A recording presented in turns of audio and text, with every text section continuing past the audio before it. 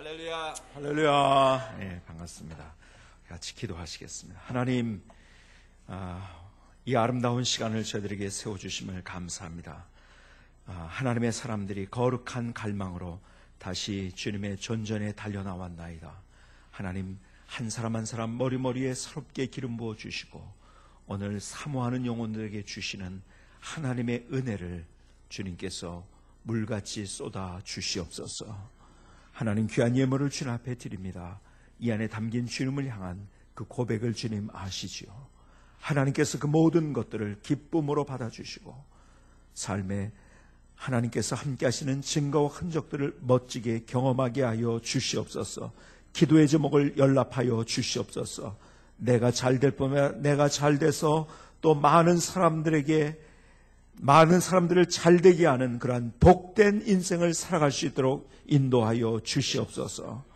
하나님, 오늘도 주의 말씀 속에서 내가 어떻게 나의 길을 조정해야 될지, 나의 삶을 조정해야 될지 다시 한번 깨닫는 시간 되게 하여 주시옵소서. 예수님의 이름으로 기도하였습니다. 아멘. 아멘. 할렐루야. 반갑습니다. 가장 아름다운 경치는 뭐라고요? 환한 얼굴이 아니고 환한 얼굴. 환한 얼굴로 다시 한번 인사를 나누시다. 경치가 아름답습니다. 앞뒤 좌우 경치가 아름답습니다. 경치가 너무 아름답습니다. 다시 한번 그 얼굴을 그대로 유지를 하셔서 하는 거예요.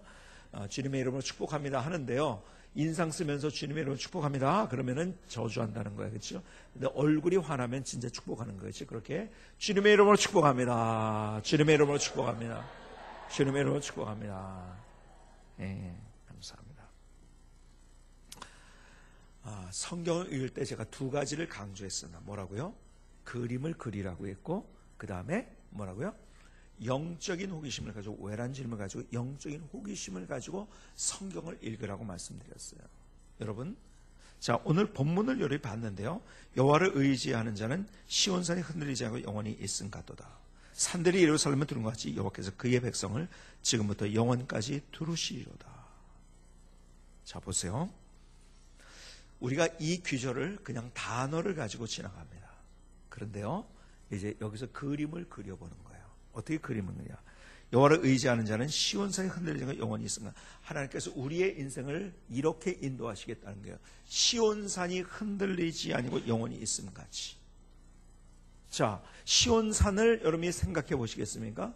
잘 모르니까, 시온산을 안 가보셨으니까 그러면 산을 하나 생각해 보세요. 예를 들어서 설악산이다. 생각해 보시겠습니까? 여러분, 산은요, 산은 어떤 것보다도 주변이 변화무쌍한 데가 산입니다. 그렇죠? 바람이 얼마나 부는지 몰라요. 여러분, 산 밑에 있는 바람과 산 위에 있는 바람이 다릅니다. 제가요, 옛날에, 지금은 이제 미시령 터널이 이렇게 뚫려졌지만요, 제가 속초에서 오면서 미시령 고개를 넘어서 미시령 휴게소에 내려가지고, 야, 차 한 잔 먹어야지 하고 내리려고 문을 여는 순간에요, 갑자기 문이 딱 열리는데 저 문짝이 떨어지는 줄 알았어요. 왜 떨어진 줄 알았니? 바람이 불어가지고요. 얼마나 바람이 센지 막 걸어가는데요, 이게 중심을 못 잡을 정도로 그렇게 바람이 세더라고요. 여러분, 땅에서 경험할 수 있는 것보다 더한 것들을 거기서 경험하는 거예요. 자, 보세요. 산에는요, 눈도 얼마나 많이 있습니까? 그렇죠? 굉장히 많이 눈보라. 여러분, 안개가요, 얼마나 많은지 아십니까? 사실은요, 이렇게 하다가 구름이 걸려가지고 또 안개가 되기도 하죠. 정말 한 치 앞도 내다볼 수 없는 안개가 끼는 그런 상황들. 제가 옛날에 한라산을 올라간 적이 있었어요. 한라산을 올라갔는데, 오래전에 제가 신학교를 다닐 때 졸업여행으로 갔던 건 굉장히 오래전이죠. 그런데요, 어떤 사람들이 들것에다가 뭘 이렇게 지고 들고 내려오는 거예요. 왜 그런지 아세요? 그 두 사람이 죽은 거예요. 어떻게 죽었냐면 동사를 해서 죽었습니다. 동사를 한 이유가 뭐냐면, 산 위에 올라갔는데 안개가 낀 거예요. 한 발짝. 여러분, 그런 경험 해보셨습니까?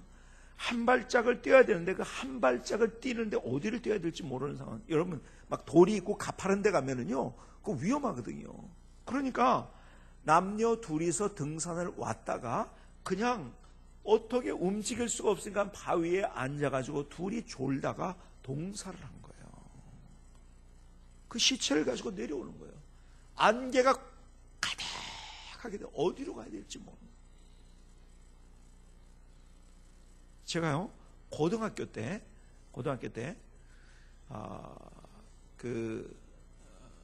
덕유산을 간 적이 있어요. 제가 고등학교 때만 해도요 덕유산에 그렇게 그 등산로가 그렇게 막 제대로 만들어지지가 않아요. 그런데요 밑에서 야영을 하고 그 다음에 정상까지 올라간다고 그날 밥을 만들었어요. 주먹밥과 그리고 김밥 이런 걸 만들어 가지고서 정상에서 먹는다고 올라갔는데 가다가 햇빛이 좋았거든요. 가다가 갑자기 비가 내리기 시작하는데요. 막 걷잡을 수 없이 비가 오는 거예요. 야, 이거 어떡하는가, 도로 내려가야 되는가, 어떡하는가. 또 갑자기 해가 딱 뜨는 거예요. 그러더니 또 가다가 또 비가 내리는 거예요. 그러더니 햇빛이 또 뜨는 거예요. 여러분 몇 번을 산에서 그런 경험을 해요. 저는 처음 경험해요. 지금도 그런 경험을 해본 적이 없어요. 이런 데서는요. 비 왔다 햇빛 왔다, 비 왔다 햇빛 왔다. 정상에 올라갔는데 그때가 초여름이었습니다. 정상에 딱 올라갔는데요. 아주 보슬비가 왔었어요. 옷이 젖었어요. 저는요. 지금 추위를 경험했을 때 제일 추웠던 때가 어디냐를 할 때가 제가 독일에서 한번 경험했던 추위하고 그리고 거기에서 경험했던 추위예요. 제가요 진짜 굉장히 추운 영하 40도 50도 가는 데를 가본 적도 있어요. 알라스카에도 갔고요. 제가 저기 카자흐스탄에 가면 그 시베리아의 그 끝에 제일 북쪽에 카자흐스탄 북쪽에 오스카메나 골스크라는 데가 있는데요. 막 영하 40도 50도 올라가요. 내려가는 거지. 근데도 거기서 그런 추위를 느껴본 적이 없어요. 얼마나 추운지요. 제가 처음이자 마지막인 것 같아요. 그게 여러분 추울 때 이가 이런 추위 경험해 보셨습니까? 그런 추위를 거기서 경험한 거예요. 초여름이었습니다. 옷이 다 젖고 바람이 부니까요. 그래서 우리가 만들어갔던 점심을 먹지도 못하고 그냥 그대로 내려왔어요. 왜? 너무 추우니까. 산은요 이렇게 변화무쌍한 거예요. 주변이 얼마나 변화무쌍하지. 비바람, 눈보라, 짙은 안개. 여러분 여기에서는 우리가 상상할 수 없는 바로 한 발짝 앞을 어디를 가야 될지 모르는 그런 안개, 바람, 계속 하루에도 수없이 바뀌어지는 그런 날씨들. 산 주변은 얼마나 변하는지 몰라요. 그런데 보세요. 그럼에도 불구하고 그 산은 여전히 우뚝 서 있어요.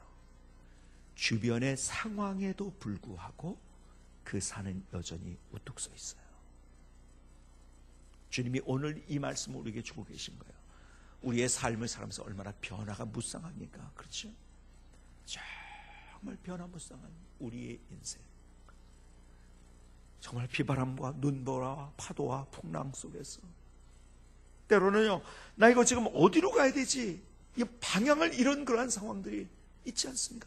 도대체 어디로 가야 돼 내가? 뭘 해야 돼? 그러나 하나님께서 약속하신 것이 있어요. 그 시온산이 여전히 우뚝 서 있는 것처럼 여러분들의 인생을 예수 그리스도의 이름으로 우뚝 세워 주시겠다는 거예요. 오늘 이 하나님의 약속의 말씀을 붙들 수 있기를 주님의 이름으로 축복합니다. 여러분 그렇게 붙들어 주신다는 거예요. 자 보세요. 그런데요 그 다음에 2절에 보니까 산들이 예루살렘을 두른 것 같이 여호와께서 그의 백성을 지금부터 영원까지 두루시리로다. 산들이 예루살렘을 두른 것 같이 여호와께서 그의 백성을 지금부터 영원까지 두루. 여러분 산들이 예루살렘을 둘렀다는 것 그림을 그려보시겠습니까? 여러분 도읍지들은 세계 어느 나라든지요 주변에 산이 둘러싸여 있습니다. 그래서 그것이 자연적인 성이 되는 거예요. 그래서 그것을 산성이라고 이야기를 합니다. 그렇죠? 여러분 서울의 도읍지가 600년이 이제 넘었잖아요. 그렇죠? 도읍지가 된 지. 근데 그 이유가 뭔지 아십니까? 가장 중요한 이유 가운데 하나가요. 서울은요 산으로 둘러싸인데 두 겹으로 내산과 외산이 있어요. 그렇죠? 북쪽으로는요, 인왕산이 있고 북한산이 있고요. 내산과 외산. 남쪽으로 남산이 있고요. 관악산이 있고요. 여러분, 내산과 외산으로 들어. 지금은 이제 서울이라는 개념이 그런 게 다 없어져 버렸으니까 여러분들은 산 이쪽으로 지금 살고 계신 거죠. 저도 어쩌면은 저희 아버님이 제가 고등학교 다닐 때 개포동에 AID 아파트를 하나를 사놓으셨어요. 그래서 여기로 이사 올 뻔했던 사람입니다. 여러분들을 여기서 시장에서 만났을지도 모르겠는데 이름이 바뀌어졌나요? 이제 AID 아파트 재건축됐다고 얘기를 들었는데. 근데요,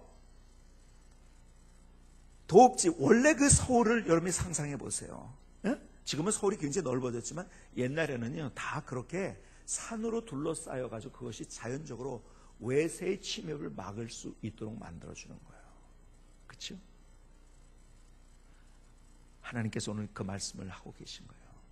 우리를 공격하고 넘어뜨리는 수많은 것들이 있지만은 그러나 그 가운데서 내가 산들이 예루살렘을 둘러쓴 것처럼 내가 너희를 둘러줄 것이다.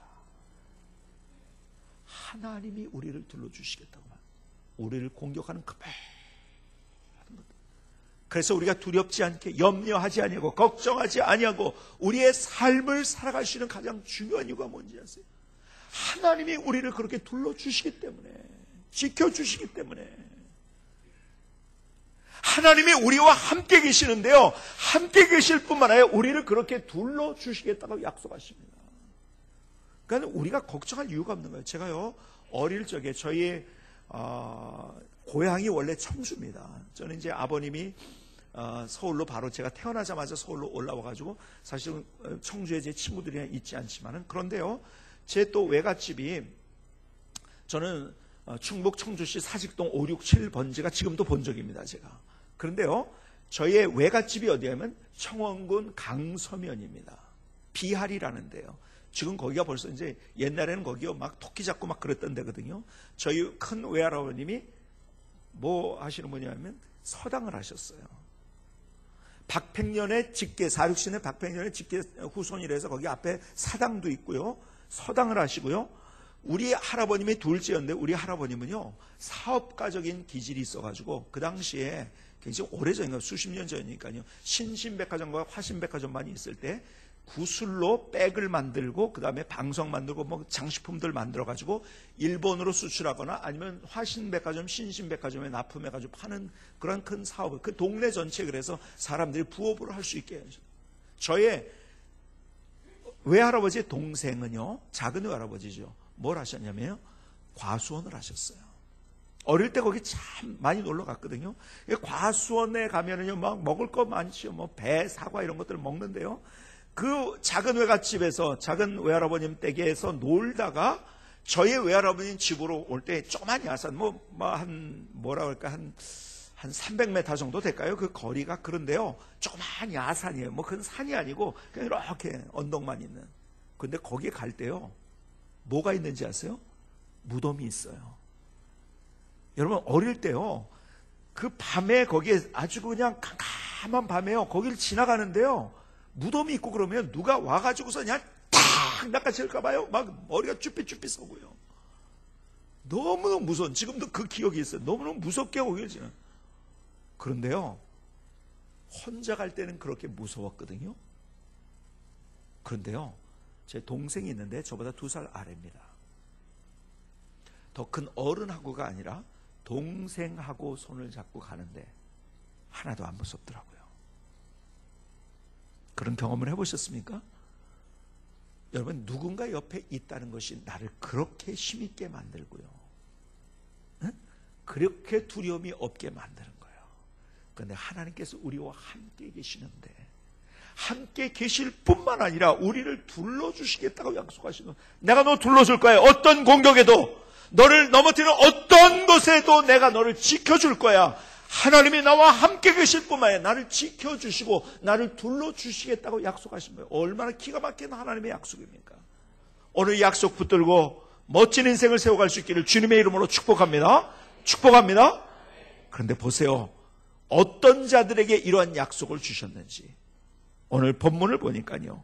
시편 125편 1절입니까? 여호와를 의지하는 자는. 여러분 개역 성경에는 옛날 성경에는 의뢰하는 자는 똑같은 말이죠. 의뢰한다, 의지한다, 맡긴다. 이것을 한 단어로 이야기하면 뭘까요? 그게 믿음인 거예요. 믿음이 뭔지 아십니까? 의지하는 거예요. 믿음이 뭔지 의뢰하는 거, 맡긴다는 의미가 있는 거예요. 믿음이라는 뜻이 원래가요. 다시 말해서 더 쉽게 얘기하면 믿음으로 인생을 너희들 세우면은 내가 너희의 인생 주변에 뭐 그렇게 뭐 별 희한한 것들이 내 주변에 둘러서 가지고 너를 힘들게 한다. 그러나 너 인생 내가 멋지게 우뚝 세워줄 거야. 내가 너를 둘러줄 거야. 내가 너와 함께 있을 뿐만 아니라 내가 너를 지켜주고 너를 둘러줄 거야. 주님이 우리에게 약속하신 거예요. 믿음으로 사는. 자, 그렇다면 다시 생각해 보시겠습니까? 믿음이 뭡니까 도대체? 여러분 믿음이 뭡니까? 네? 믿음은 그렇게 많이 들어봤는데 믿음이 뭐냐고 직접 물어보면 이렇게요 잘 대답하기가 좀 곤란해. 그렇죠? 한 분씩 불러내가지고 한번 대답을 여기서 들어볼까요? 갑자기 불안해지기 시작하시는데 여러분 왜 그런지 아세요? 믿음은 추상명사예요. 예를 들어서요 컵이다 그러면 어떻게 생겼다는 걸 묘사를 할 수 있어가지고 얘기를 할 수 있는데 추상명사니까요 내가 설명하기가 나쁜 거예요. 아세요? 설명하기가 나쁜 게 이 추상명사입니다. 근데 우리는요 믿음으로 구원을 받았어요. 예수 그리스도 십자가의 보혈을 의지해서 그 믿음으로 예수님을 믿음으로만 구원받았어요. 그렇죠? 그래서 우리는요 계속 우리는 그러니까 믿는다고 했을 때 그래서 우리에게 그것을 잘 보여준 그림 하나가 있어요. 요한복음 1장 12절에 영접하는 자, 곧 그 이름을 믿는 자들에게 하나님의 자녀가 되는 거죠. 그러니까는 예수를 믿는다는 것은 뭐라고요? 영접한다는 것, 문을 열고 받아들이는 것, 마음의 문을 열고 받아들인다는 그런 의미지요. 그러니까 그림으로 그렇게 보여주신 거예요. 그렇다면 이제 예수 믿은 사람들이 어떻게 믿음으로 인생을 살아가는가? 그래서 우리에게 믿음이 뭔가를 보여주기 위해서 여러분들이 잘 아는 히브리서 11장을 우리가 믿음장이라고 하는데요. 히브리서 11장에 보면은 믿음으로 살았던 사람들의 이야기를 써주면서 바로 이것이 믿음이다. 우리가 가르쳐주고 있는 거예요. 자, 히브리서 11장을 한번 보시겠어요? 이제 그렇다면 하나님이 우리에게 그 약속을 주셨는데 믿음으로 사는 자들. 그럼 히브리서 11장에 보니까 어떤 사람들이 믿음을 가지고 사는 거였는가? 자, 보세요. 거기에 아벨, 에녹, 노아, 아브라함 쭉 얘기를 나오는데 첫 번째 자 11장 1절부터 보십니다. 믿음은 바라는 것들의 실상이요 보이지 않는 것들의 증거니 선진들이 이로써 증거를 얻었느니라. 믿음으로 모든 세계가 하나님의 말씀으로 지어진 줄을 우리가 아나니 보이는 것은 나타나는 것을 말미암아 되는 것이 아니라 믿음으로 아벨은 가인보다 더 나은 제사를 하나님께 드림으로 의로운 자라 하시는 증거를 얻었으니 하나님이 그 예물에 대하여 증언하시며 그가 죽었으나 그 믿음으로써 지금도 말하느니라.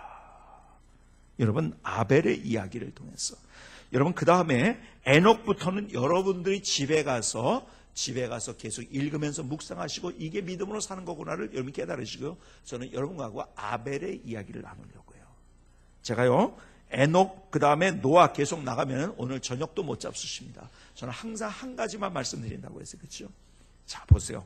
믿음으로 아벨은 가인보다 더 나은 제사를 하나님께 드림으로 의로운 자라 하시는 증거를 얻었으니 하나님이 그 예물에 대해 증언하시며 그가 죽었으나 그 믿음으로서 지금도 말하느니라. 여러분 아벨은 제대로 된 제사 예배를 드렸던 자예요. 그게 믿음이라고 성경은 우리에게 말씀해줘. 첫 번째 믿음이 뭔가에 대해서 제대로 예배를 드리는 거예요. 지금 예배를 드린다는 앞에 제대로라는 표현을 썼어요. 여러분 가인은 예배를 드렸지만 제대로 못 드렸어요. 예배의 장소에 있었고 같이 예배에 참석했지만은 그는 예배와는 상관이 없는 자였었어요. 제대로 예배를 드리는. 여러분 저는요 우리의 신앙생활 가운데서 우리 교회 생활 가운데 가장 중요한 것이 뭐냐가 모른다면 하나님이 우리에게 가장 큰 은혜의 도구로 주신 저는 예배라고 생각합니다. 저는 목회를 하면서도요 제일 목숨 거는 것이 예배예요. 저는 우리 사역자들이 많이 있는데 뭐 그렇게 이거 잘못했냐 저거 잘못했냐고 제가 따지고 이렇게 혼내는 일 거의 없어요. 그런데 하나는 저한테 무지하게 혼납니다. 뭔지 아세요? 예배 준비를 잘못했을 때. 여러분, 저는요, 그래서 자막 하나 틀려지는 거 있죠? 여기는 자막으로 하는지 그냥 저기 그 화면으로 전체를 이렇게 하는. 저희는 이제 인도하는 사람들 밑에 자막으로 나오는데요. 자막에 이것이 늦게 나오거나 잘못 나오거나 이런 것들이 있으면 예배를 방해하는 거거든요. 저는 별로 다른 거 가지고서 우리 사역자들한테 뭐라고 하잖아요. 저는 우리 성도님들에게도요, 그냥 푸시하거나 그러지 않아요. 그런데 제가 한 가지 성도님들에게 하는 건 있어요. 뭔지 아세요? 저는요, 우리 교회가 10시에 예를 들어서 신방을 가기로 했어요. 어떤 분이 10시 1분에 왔어요. 보니까 아무도 아직 안 왔어요. 좀 기다려야 되나? 아닙니다. 벌써 간 겁니다. 10시면은 그냥 10시에 딱 출발합니다. 그러니까 시간에 대해서 저는 아주 철저하고요. 다른 건 몰라도, 다른 거 가지고 뭐라고 안 그러는데, 저는 시간은, 왜냐면요, 약속 지킬 줄 알면요, 다른 거 다 되더라고요. 그리고 우리 사역자는 예배 준비에 대해서. 여러분, 우리가 정말 중요한 건 예배에 목숨 걸어야 돼요. 어느 날, 지금으로부터 한 10여 년 된 것 같아요. 앞에서 예배를 인도하고 있는데, 그날 하나님께서 제안해 주신 음성이 있었어요. 뭔지 아세요? 내가 예배 인도자는 되었는데 예배자는 아니구나. 내가 예배 인도를 했어요. 사람들이 예배 드릴 수 있도록 예배 인도를 했는데 하나님이 내가 예배 인도자는 됐지만 예배자가 아닌 것을 그날 보여준 거예요. 여러분, 앞에서 예배를 인도하다 보면 늦게 오는 사람이 이제 저 사람 왜 이렇게 늦게 올까? 저 사람 저렇게 뭐 꼬구서 앉았을까? 저 사람 왜 저렇게 딴 것만 쳐다보고? 여러분, 자꾸 이런 게 보이거든요. 그러니까 자꾸 신경. 내가 예배 인도자는 되지만 예배자가 아닌 거예요. 그날 밤에 하나님 앞에 얼마나 회개하면서 하나님 앞에 기도했는지. 하나님, 내가 예배자가 되겠습니다. 내가 예배자가 되겠습니다.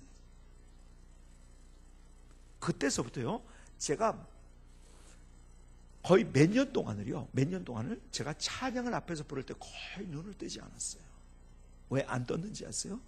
앞에를 보면은 사람 보다가 내가 하나님을 향해서 집중하지 못할 것 같아요. 찬양하면서 눈 감고 찬양을 한 거예요. 하나님, 내가 예배 시간에 내가 다른 것 내가 바라보지, 제가 하나님만 바라봅니다.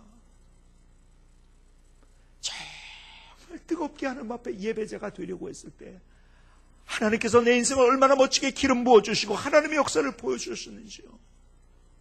예배를 통해서 나의 삶을 회복시켜 주시고, 예배를 통해서 하나님이 누구신가를 알게 하시고, 예배를 통해서 하나님의 음성을 들려주시고, 예배를 통해서 나를 위로해 주시고 나에게 용기를 주시고 나를 붙잡아 주시는 그 하나님을 매주 만나는 거예요.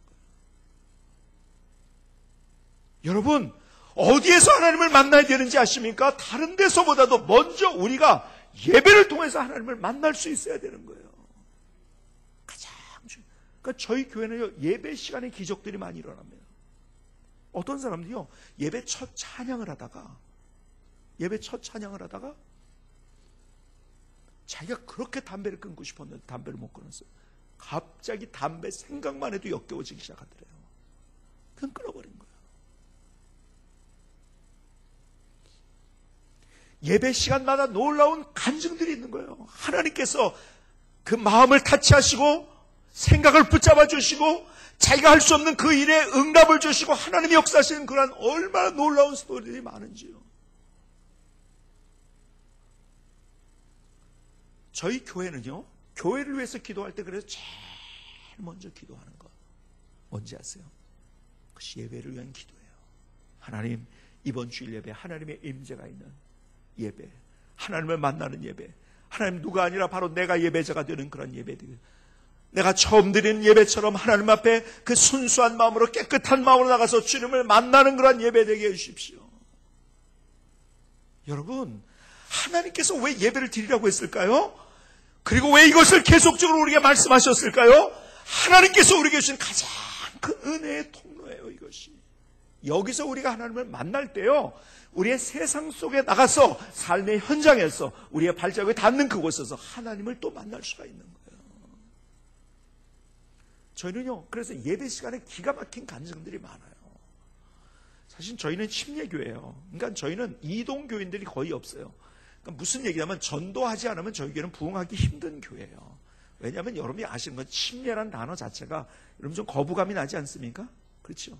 더군다나요, 이단들이 구원파가요 침례라는 단어를 써가지고요, 우리 아무상 거기 장로교에서 안수받은 사람들입니다. 권신찬이 뭐 이런 사람들이 거기 왜 하필이면 우리랑 아무 상관없는 침례교라고 이름을 달아가지고 참 우리가 피해를 많이 봐요.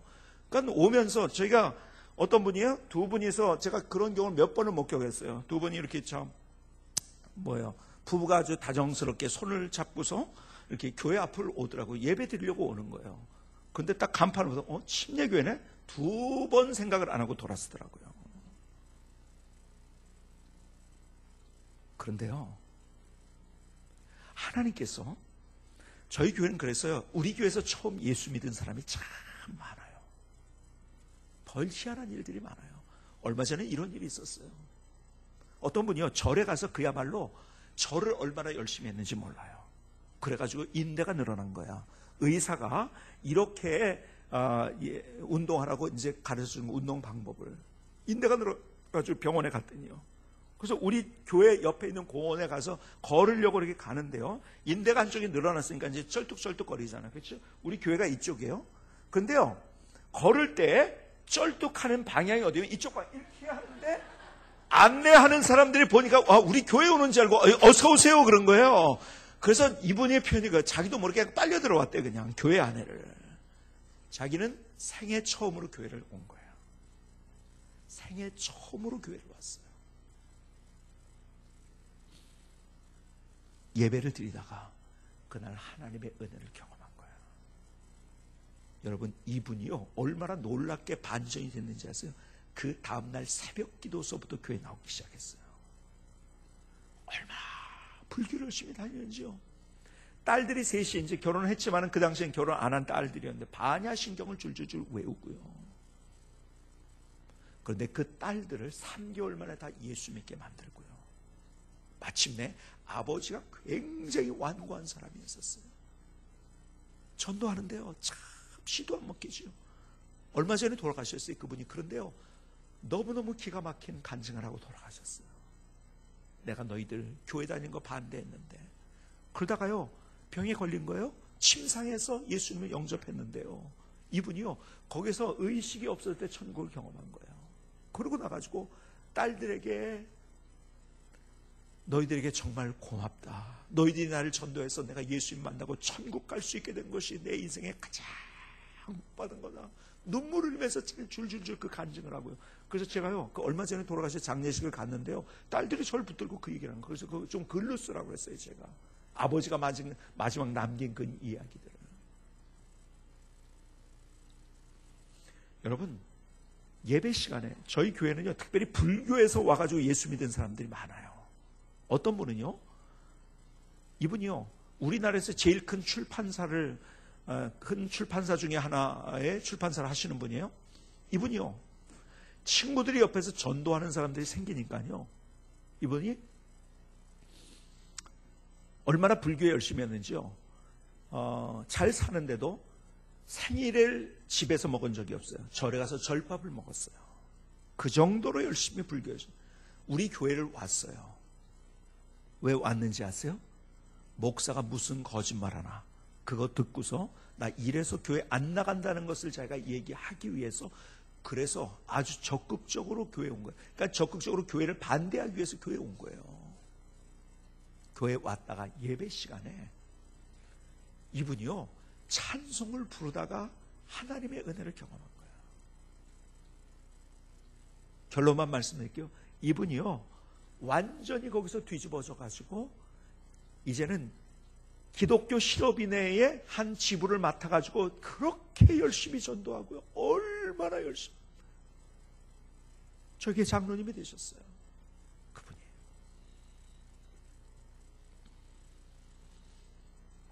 어떤 분이 얼마 전에 그러더라고요. 처음 예수를 믿은 사람이에요. 목사님, 저를 찾아왔어요. 저는 교회하고 안 맞는 것 같아요. 왜 그래요? 그랬더니 교회만 오면 눈물이 나요.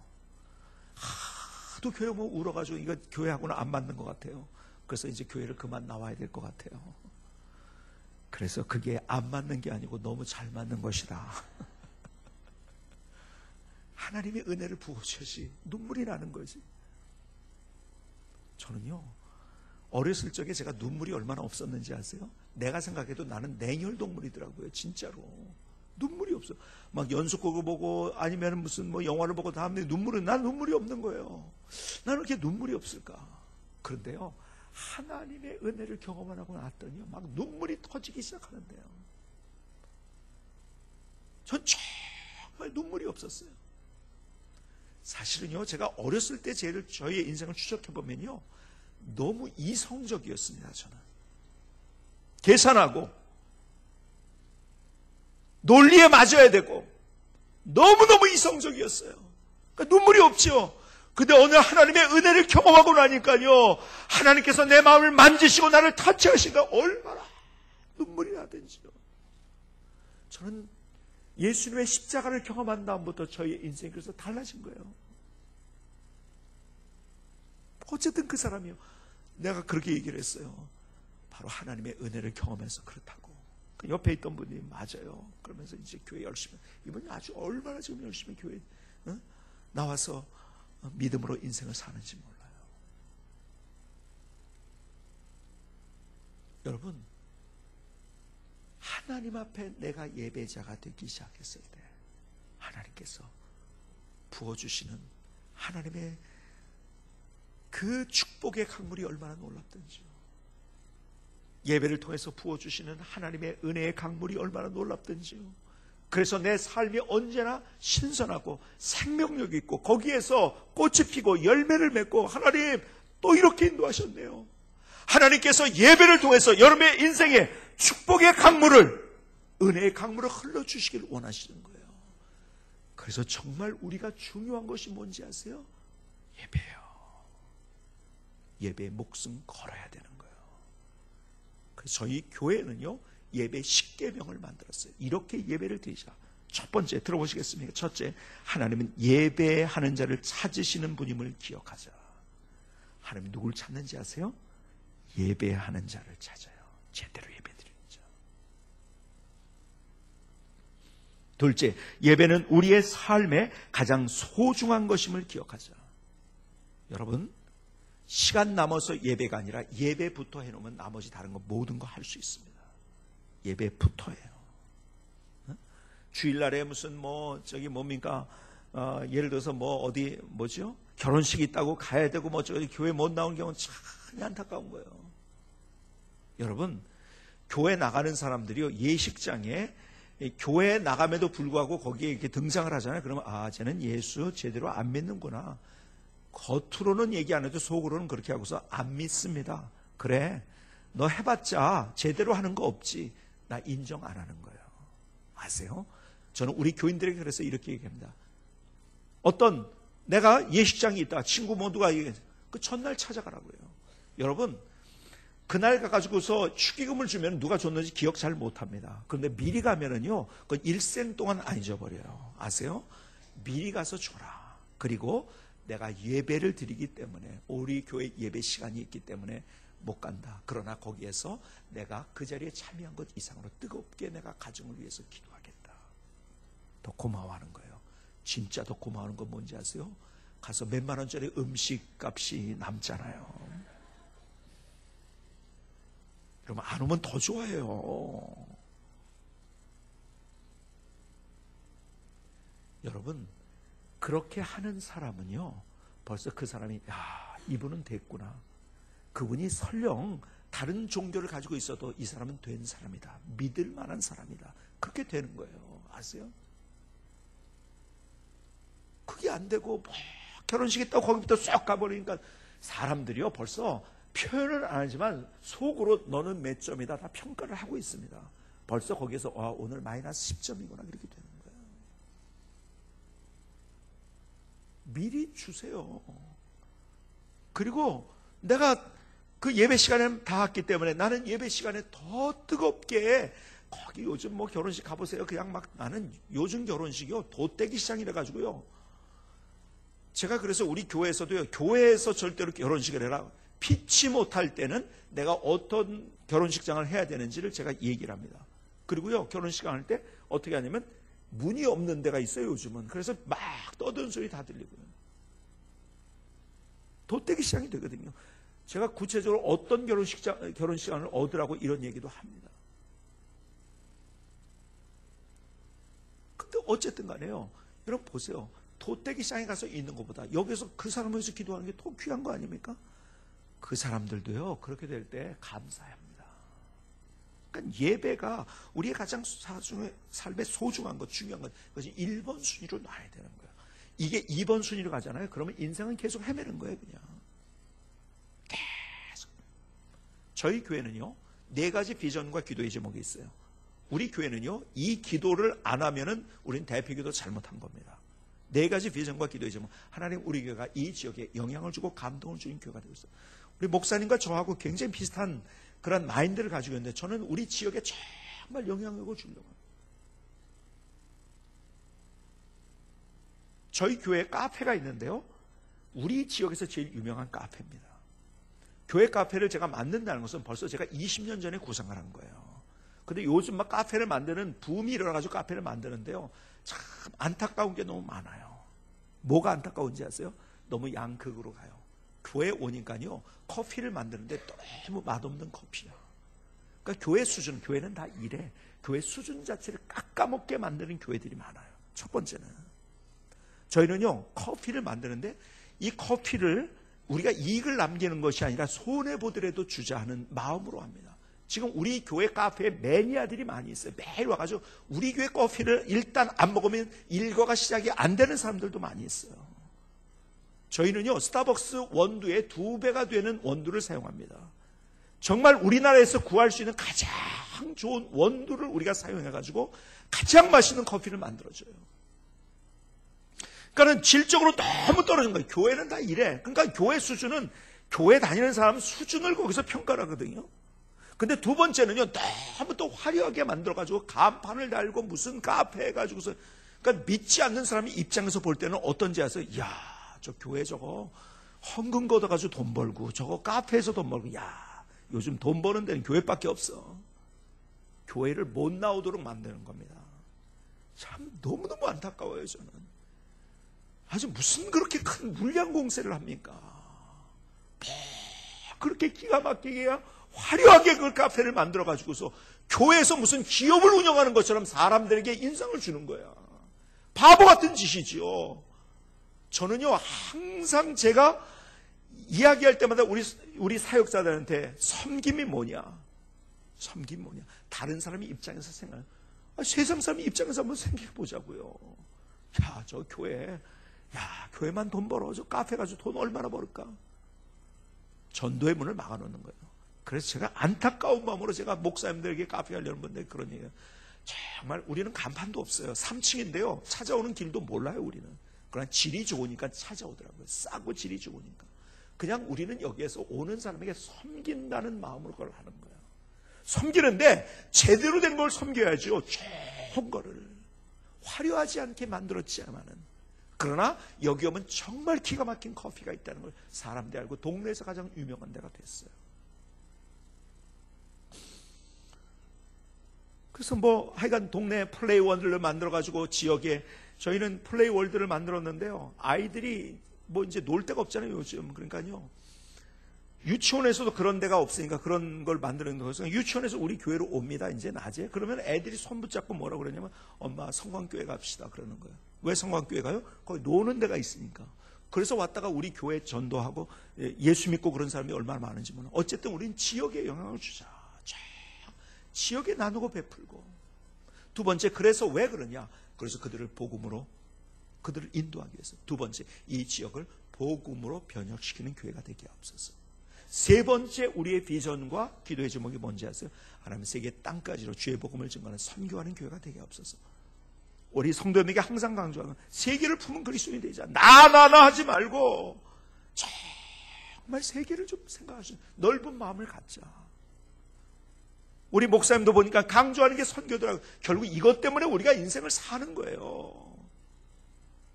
마지막 그래서 많은 교회들 가운데 기감이 되고 모델이 되는 교회가 돼요.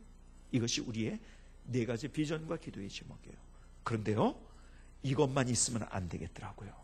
어느 날 하나님께서 저희를 깨닫게 하셨는데 이런 영성의 강물이 흘러야겠구나. 그래서요, 우리는 이런 영성이 우리 안에 흘러야 됩니다. 그래서 첫 자를 따가지고 용감거목의 영성이라고 우리가 이야기해요.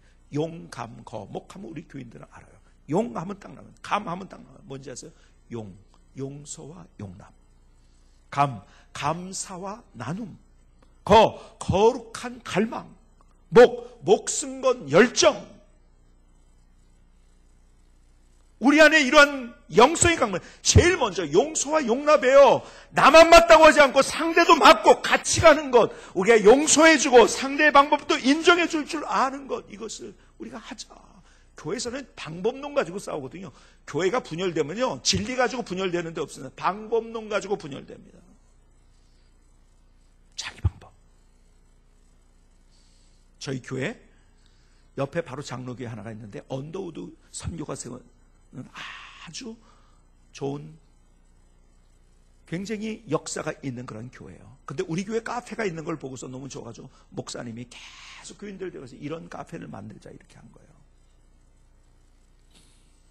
그래서 카페를 만드는데 이 장로님들이요, 그걸 결정하는데 얼마나 걸려요? 1년이 걸렸어요. 카페를 만드냐 안 만드냐 가지고 1년이 딱 걸리더라고요. 1년이 걸린 후에 그러면 그 카페 안에다가 어떻게 카페를 만들 것이냐를 결정하는데 또 몇 개월이 또 지나갔어요. 근데 결론이 났어요. 뭐라고 결론이 났어요?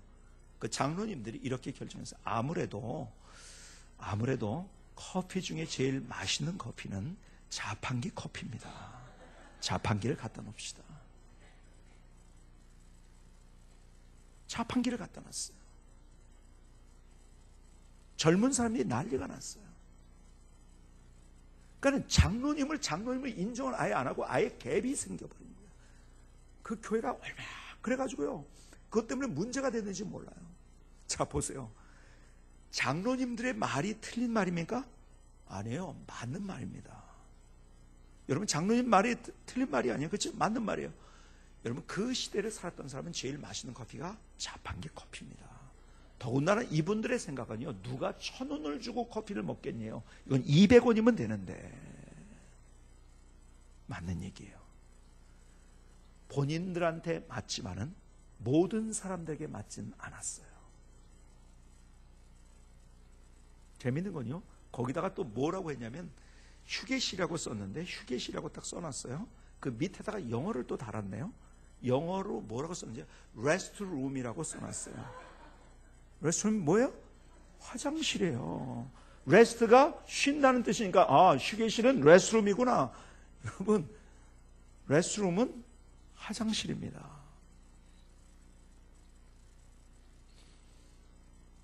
제가 무슨 말씀 드린지 아세요? 내 말이 맞지만 꼭 다 맞는 게 아니에요. 아세요?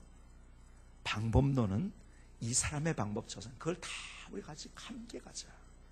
그러니까 우리 교회가요, 첫 번째 영성의 강물 이게 흐르니까요, 항상 우리가 문제없이 우리 교회가 멋지게 언제든지 무엇을 할 때든지 같이 의시할 수 있는 게 그거예요. 용서와 용납이 있으니까요. 나만 맞지 않고 당신도 맞다. 그리고 당신을 내가 인정한다. 같이 이렇게 가니까요, 언제든지 우리는 화기애애하게 기쁨으로 감사로 함께 의시하면서 하나님의 일을 하게 되더라고요. 그래서 용서와 용납, 첫 번째 우리가 이건데요. 용서와 용납. 두 번째 감사와 나눔. 근데 세 번째 거룩한 갈망. 제가 이걸 얘기하려고. 거룩한 갈망. 정말 하나님 앞에 거룩한 갈망으로 나오죠. 예배를 그냥 드리지 말고 내 갈망을 담아서 내 배고픈 마음으로 사슴이 시냇물을 찾기에 그 갈급해하는 마음으로 우리가 하나님 바라보며 하나님 앞에 나아가자. 정말 뜨겁게 우리가 하나님 앞에 나가는 거예요.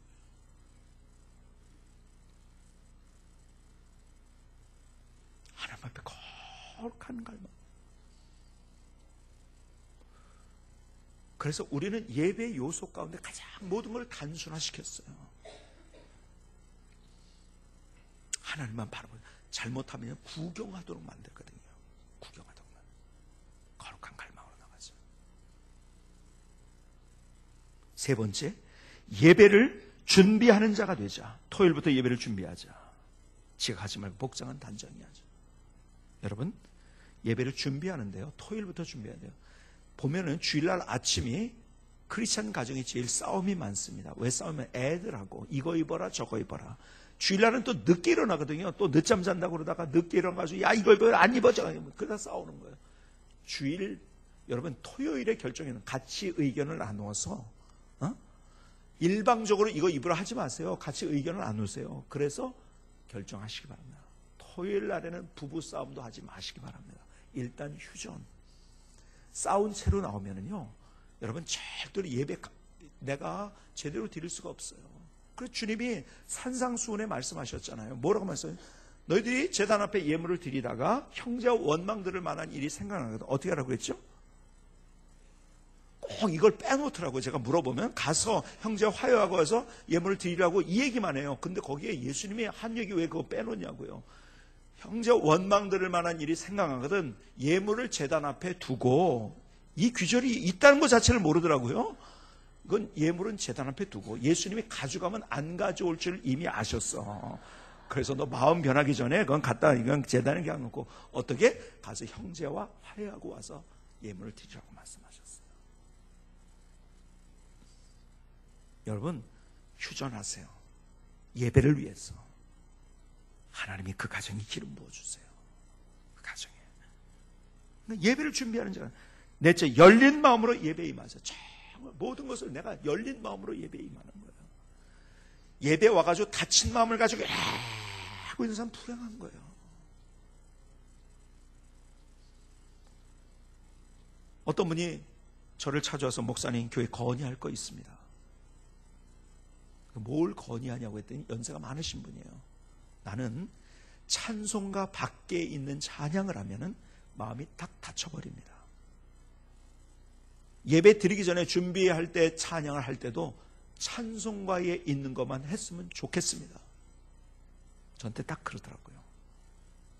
그래서 제가 그랬어요. 무슨 말씀인지 충분히 이해가 갑니다. 저도 같은 찬송가를 불러도 어떤 사람이 뽕짝 스타일로 찬송가를 부르면 저도 마음이 다치더라고요. 근데 제가 놀란 게 있습니다. 뽕짝 스타일로 부르는 찬양을 들으면서 은혜 받고 하나님을 경험하는 사람이 있더라고요. 제가 마음을 그래서 바꿨습니다. 여러분, 우리가 오해하고 있는 게 뭔지 아세요?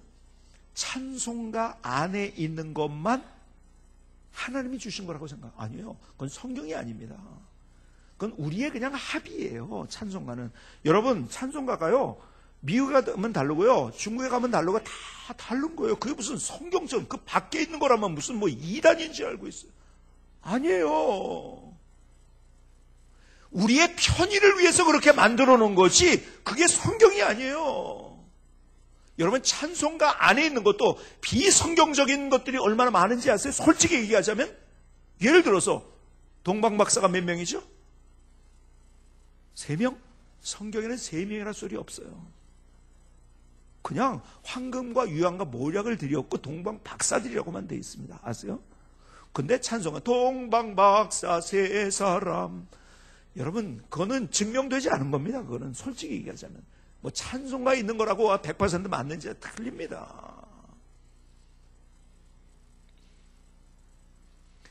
그러니까 뭐냐면은 자기 상자에만 갇혀 있는 거야. 이게 왜 자기 상자에만 갇혀 있는 거야? 그러니까 딱 그거 나오면 나는 딱 마음을 닫는. 아니에요.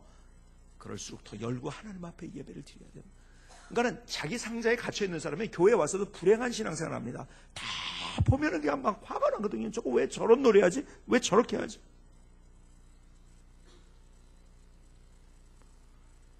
여러분, 우리가 우리의 삶을 살아가면서 자꾸 내 생각을 가지고 닫지 마세요. 열린 마음으로 예배에 임해야 되는 거예요. 5번째, 예배 시 아멘의 응답을 주저하지 마시기 바랍니다. 왜 아멘을 해야 되는지 아십니까? 내 적극적으로 예배 참여자가 되는 거예요. 아니면은 내가 구경꾼이 될 수 있어요. 아멘? 더 한 번은 아멘? 내가요, 아멘을 하자는 거 참, 이 어거지로 아멘을 하는 것도 문제지만요, 아멘 해야 될 때에서 아멘 안 하는 건 더 문제입니다. 왜요? 나는 그냥 구경꾼으로 있다는 의미가 되는 거예요. 이제 아멘 해야 될 때 아멘 하실 수 있기를 주님의 이름으로 축복합니다. 6번째, 복 받으려는 마음을 앞세우지 말고 자신을 하나님께 드리려는 마음을 먼저 갖자. 내가 하나님 앞에 먼저 나의 것을 드리고 싶습니다. 내 마음을, 내 생각을. 십자가 앞에 나의 모든 인생을 다 내려놓습니다. 7번째, 예배 각 순서에 자발적인 마음으로 참여하자. 여러분, 구경하지 마세요. 찬양대가 찬양을 합니다. 여러분, 구경하는 시간이 아니라 함께 주님 앞에 찬양을 드리는 시간이에요. 구경하는 시간이 아니에요. 아, 오늘은 엘토가 잘했네, 소프라노가 좀 이상하네, 뭐 이런 거 판단하는 시간이 아니에요. 여기 열심히 준비했잖아요. 열심히 준비한 거, 그거 바지가랑이에 붙잡고 같이 함께 우리가 찬양하는 시간이에요.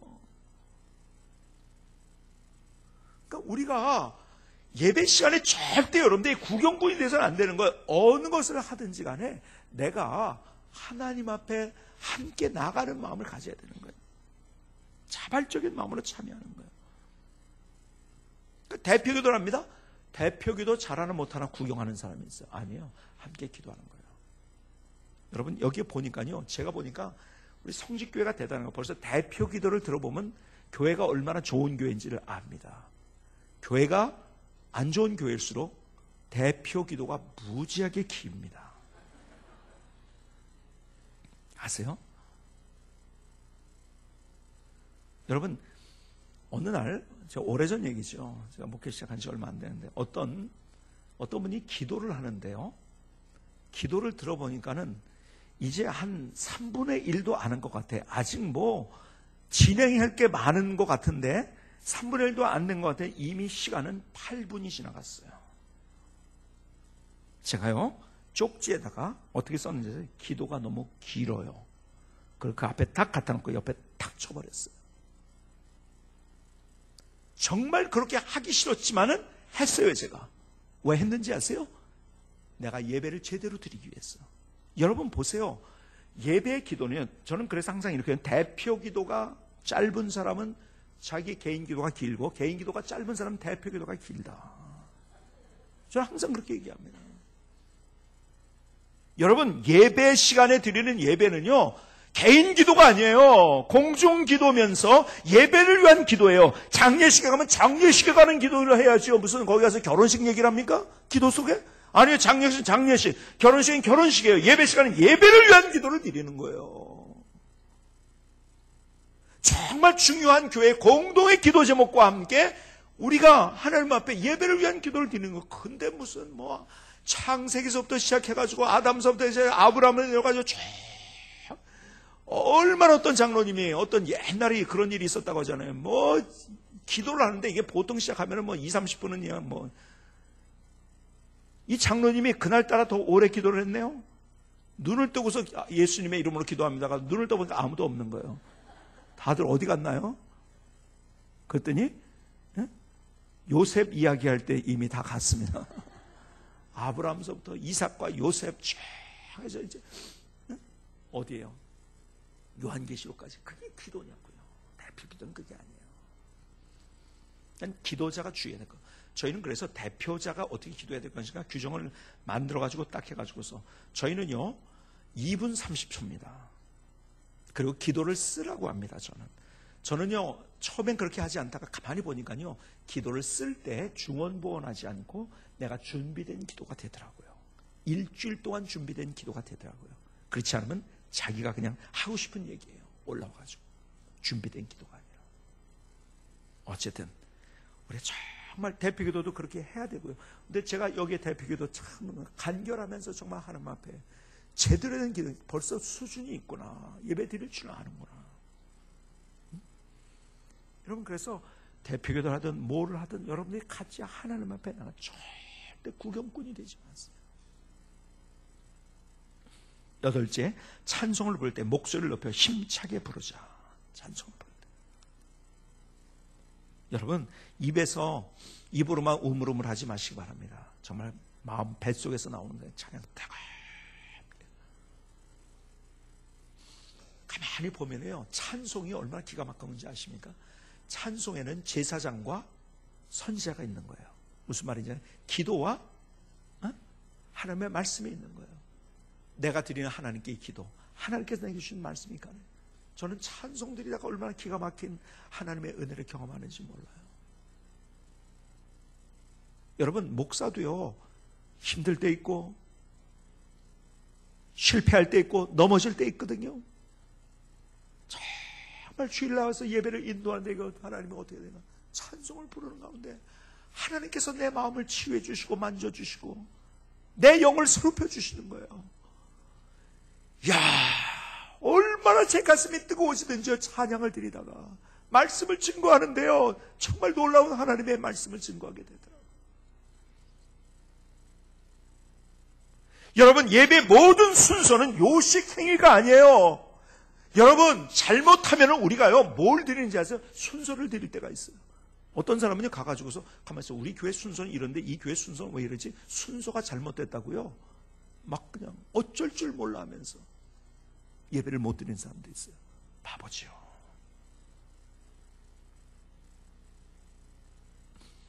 그러니까 찬송을 부를 때 목소리 높이 힘있게 부르는 거예요. 9번째, 예배의 방해물을 제거하자. 여러분, 뭔지 모르지만 여러분의 예배를 방해하는 어떤 것이 있어요. 제거해야 됩니다. 다 달라요. 어떤 사람은요, 뒤에 앉으면요, 앞사람 생각하다가 꼬리에 꼬리를 물고, 앞사람 보니까 오늘 샴푸하는 것 같으네, 뭐 이렇게 시작해가지고 꼬리에 꼬리를 물어가지고서요, 딴 생각으로 다 끝나다가요. 어떤 사람은요, 교회에서 이런 분이 있어요. 원주에 있는 어떤 제 아는 목사님 교회, 그분이 국문학을 전공한 사람이래요. 예배 오면은 일단 주보를 딱 펼칩니다. 예배 시간에. 그리고 위에서부터 꼼꼼하게 다 보고 예배 시간이 끝난과 동시에 이분이 이 주보를 검열하는 게 끝납니다. 그래서 목사님, 오늘은 오자가 몇 개고 탈자가 몇 개입니다. 딱 해가지고 주면 돼요. 자, 이런 바보 같은 짓이 있습니까, 진짜? 어? 여러분, 그런 짓 하면 안 되는 거예요. 예배 드리러 왔지요. 근데 그분이 돌아가셨어요. 이제 목사님이요, 이제 그런 분이 없어가지고 제가 예배 끝난 다음에도 참 마음이 안 좋았는데 좀 이제 좋다고 그런 얘기를 하더라고요. 그러다가 1년 지난 다음에 저한테 다시 그분이 그러더라고요. 아니, 글쎄 몇 주 전서부터 그분의 손자가 똑같이 예배 시간에 주보 오자 몇 개인가 탈자 몇 개인가 해가지고 끝나자마자 나한테 준다고. 나는 애들은요, 보는 대로 배우지요, 가르치는 대로 배우지 않습니다. 아세요? 어쨌든 내가 예배를 방해하는 것이 무엇인가? 응? 뒷사람이 걸리적거리면요, 앞으로 나오세요. 방해하는 것이 예배 방해. 10번째, 예배를 통해 새로운 결단과 각오를 갖자. 하나님 앞에. 여러분, 예배를 끝난과 동시에 우리의 결단이 없다고 한다면 그건 예배를 잘못 드린 겁니다. 우리 결단이 있어야 돼요. 하나님 앞에. 그래서 이렇게 예배를 드릴 때 그것이 정말 거기서부터 하나님의 은혜의 강물이 우리 안에 흐르게 되고, 주님께서 시편 125편에 있는 말씀대로 우리의 주변이 그렇게 변화무쌍하지만 우뚝 세워주시는 하나님의 은혜, 우리의 주변에 우리를 공격하고 우리를 넘어뜨리는 수많은 것들이 있지만 산들이 예루살렘을 두른 것 같이 우리를 둘러주시는 하나님의 은혜를 경험하여 우리의 삶을 세워갈 수 있는 거예요. 저는요, 한국교회가 회복해야 될 것이 있다고 생각해요. 바로 예배예요. 여러분, 가장 좋은 교회가 어떤 교회인지 아십니까? 성직교회가 같은 교회가 가장 좋은 교회. 무슨 교회인지 아세요? 가장 보편적인 교회가 가장 좋은 교회입니다. 무슨 말씀 드린지 아세요? 요즘은요, 뭐 이렇게 하니까 부흥하더라, 이렇게 해서 부흥하더라, 방법론을 가지고 여기서 저기서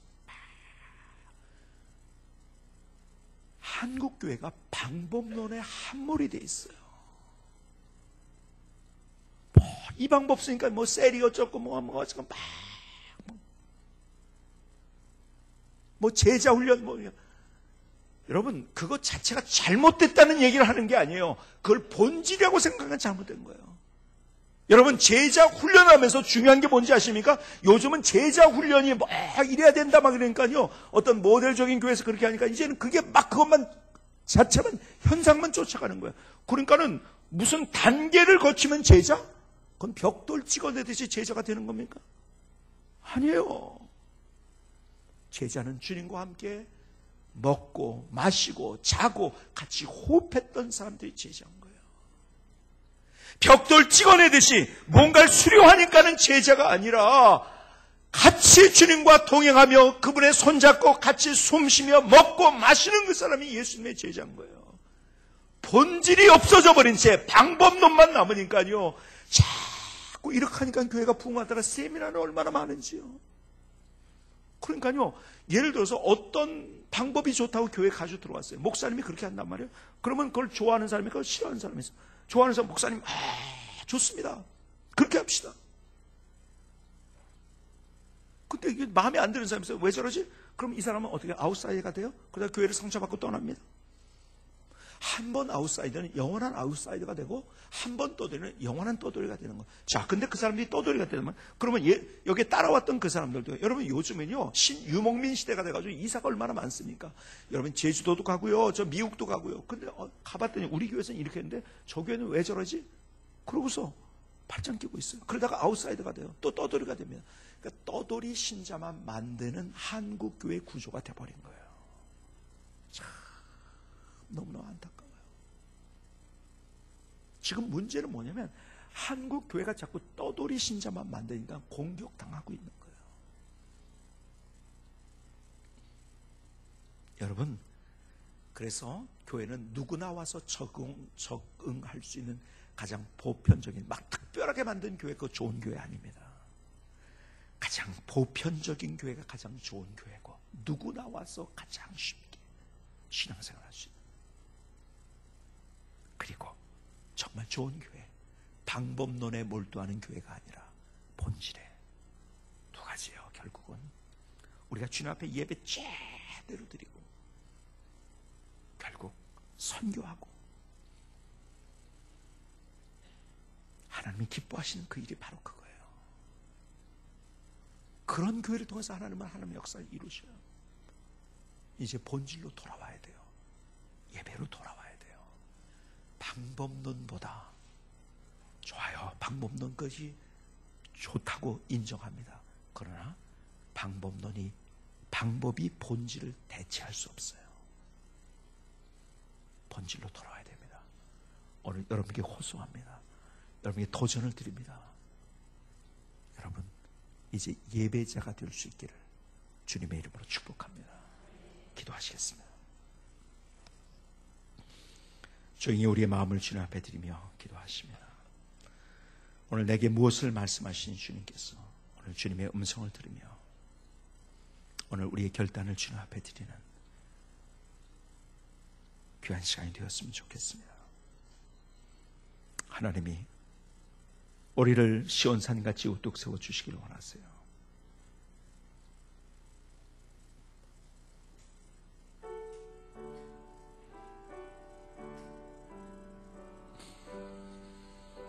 우리의 삶, 주님께서 산들이 예루살렘과 두른같이 주님의 손으로 우리의 인생을 둘러주시길 원하세요. 믿음으로 사는 그 사람들에게